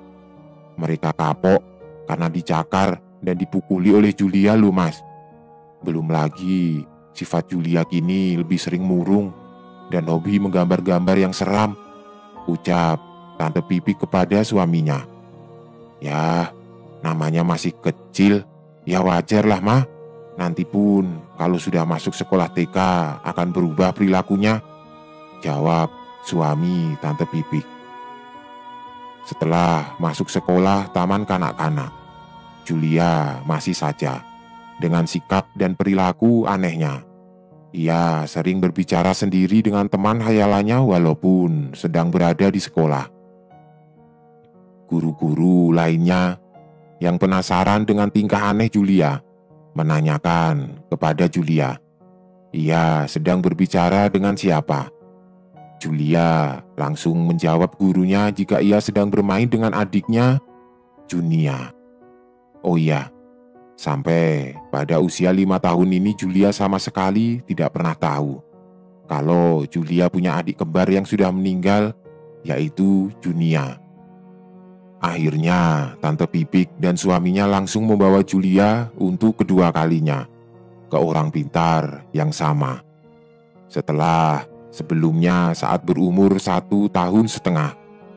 Oh iya, di awal aku menyebutkan 1,5 bulan, seharusnya 1,5 tahun. Untuk yang kedua kalinya, mereka mendatangi orang pintar tersebut. Seperti sudah mengetahui apa maksud kedatangan kembali, Tante Pipik serta suaminya si orang pintar itu langsung berkata, "Anakmu masih diikuti oleh saudaranya. Semakin bertambahnya usia Julia, pengaruh arwah saudara kembarnya makin kuat," ucap si orang pintar. Ia pun kembali memberikan air dalam wadah botol kemasan yang di dalamnya telah diberikan tulisan raja serta kembang 7 rupa sama seperti pertama kali mereka datang. Benar saja, Setelah dimandikan untuk kedua kalinya dengan air pemberian orang pintar tersebut, keadaan Julia kembali seperti pada anak normal lainnya dan melupakan teman imajinasinya itu. Beberapa tahun kemudian, saat Julia berusia 12 tahun, Julia kembali mengalami halusinasi. Saat jam pelajaran sekolah, ia berteriak-teriak tidak karuan dan tubuhnya gemetar ketakutan. Guru serta temannya sampai bingung dengan tingkah laku Julia. Mereka beranggapan jika Julia ini sedang kesurupan. "Bu, tolong, ada yang mengincar saya. Ada yang menginginkan saya mati," ucapnya terus berkali-kali sambil menunjuk ke arah sudut ruang kelas. Saat itu keadaan kelas menjadi riuh. Dan karena peristiwa tersebut Julia enggan untuk kembali masuk ke sekolah karena malu. Julia kemudian dijelaskan oleh Tante Pipik dan suaminya jika ia sebenarnya memiliki kembaran, namun telah wafat. Bisa jadi arwah adik kembarnya itu yang selalu meneror Julia. Ketika mereka kembali ke orang pintar yang pernah beberapa kali menyembuhkan Julia, namun naas, Pak Darmai, nama orang pintar tersebut, telah meninggal. Julia sempat dibawa ke beberapa orang pintar lainnya untuk disembuhkan, bahkan sampai dengan ruqyah. Tapi entah mengapa, keadaannya tidak juga kunjung membaik. Julia bahkan semakin sering ditampakkan oleh perwujudan adik kembarnya Junia. Lambat laun, ia pun seperti sudah terbiasa melihat bayangan sang adik. Julia remaja menjadi sangat aneh dan seringkali hilang kendali. Ia bisa tertawa-tawa sendiri dan bahkan tiba-tiba marah-marah tidak jelas. Entah berapa kali, sewaktu Julia menginjak jenjang pendidikan SMP, ia harus berpindah-pindah sekolah karena sifatnya yang aneh. Beberapa teman Julia bersaksi jika seringkali ada kejadian di luar nalar. Sebagai contoh, di saat yang bersamaan, Julia bisa terlihat ada di dua tempat berbeda. Sebut saja namanya Arum, teman sekelas Julia yang sedang mengerjakan tugas kelompok di rumahnya sendiri. Namun di waktu bersamaan, Dayani pun mengaku jika ia sedang bersama Julia di rumah Dayani. Yang lebih fatal, Julia bahkan seringkali menyakiti dirinya sendiri dengan menyayat-nyayat tubuhnya dengan menggunakan silet. Tatapan mata Julia menjadi lebih sering kosong dan berperilaku bak orang tidak waras. Ia tidak ingat siapa dirinya, orang di sekelilingnya, namun ia hanya memanggil-manggil nama Junia. Keadaan mental Julia yang semakin parah membuat ia harus merelakan pendidikan terhenti sampai di bangku SMP. Di rumahnya, Julia pun sempat beberapa kali dipasung tangannya agar tidak menyakiti diri sendiri. Sampai pada akhirnya, Tante Pipik diberi saran untuk berobat ke dokter spesialis saraf serta dokter psikologi. Beberapa bulan Julia berobat medis. Ada perubahan baik di diri Julia. Ia menjadi agak lebih tenang dan tidak menyakiti diri sendiri. Julia pun sedikit demi sedikit mulai kembali mengingat kakaknya Bagus dan kedua orang tuanya. Pasungan Julia pun sudah bisa dilepaskan. Tetapi saat Tante Pipik dan suaminya menganggap Julia mau sembuh, tidak disangka-sangka ia berlari ke arah jalan dan menabrakkan dirinya ke pengendara sepeda motor. Beruntunglah ia masih selamat, dan pengendara sepeda motor itu hanya luka kecil saja. Saat Julia ditanya apa yang membuatnya ingin menabrakkan diri, Julia berkata, jika adiknya, Junia, menginginkan ia untuk segera mati. Julia pun berucap jika ketika ia sedang tidak sadar, ia merasa arwah Junia memasuki tubuh Julia untuk membuat kegaduhan. Junia senang jika Tante Pipik serta suaminya memperhatikan dirinya dan tidak menganggap sang adik telah meninggal karena raganya masih bersemayam di tubuh Julia. Hal tersebut menyebabkan Tante Pipik konsultasikan kepada dokter, namun tidak satupun dokter, baik dokter saraf ataupun psikologi, yang mempercayai ucapan Julia. Sang dokter mendiagnosis jika Julia mengalami skizofrenia dan bipolar akut. Alhasil, dokter memberikan Julia obat penenang terus-menerus yang pasti akan menambah pengaruh buruk untuk mental Julia karena efek samping dari obat tersebut. Setelah dibawa ke banyak orang-orang pintar pun, tidak ada satupun yang bisa menyembuhkan Julia. Mereka berucap jika arwah sang adik sudah berada lama di tubuh Julia yang menyebabkan sulit untuk diusir. Tutup cerita Tante Pipik. Mama kembali menanyakan bagaimana keadaan Julia saat ini dan Tante Pipik menjawab jika keadaan Julia agak sedikit membaik, namun masih dengan pengawasan dokter. Sewaktu-waktu, jika tidak ada yang menunggui Julia di rumah, tangan Julia pun masih tetap dipasung sampai dengan sekembalinya orang rumah. Tante Pipik pun mengaku, terkadang ia sangat merindukan anaknya itu bisa menjadi gadis normal seperti pada usia sebayanya yang ceria dan energik. Namun, kenyataannya, Julia hanya bisa tertunduk lesu seperti seonggok daging yang diberi nyawa. Julia pun seringkali menangis untuk mengharapkan kematiannya saja. Karena sejujurnya ia pun sudah lelah arwah adik kembarnya selama bertahun-tahun menerornya. Seketika, mamaku ikut mengeluarkan air mata. Ia paham bagaimana rasanya seorang ibu yang melihat langsung anaknya mengalami sebuah ujian yang menyakitkan. Akhir cerita, saat ini Julia masih tinggal bersama orang tuanya. Namun, adapun wacana jika Julia akan dibawa ke rumah sakit jiwa. Hal tersebut karena jika Julia tinggal di rumah sakit jiwa, ia tidak perlu sampai harus dipasung dan mungkin akan ada banyak orang-orang yang bisa mengurusi Julia lebih baik daripada di rumahnya.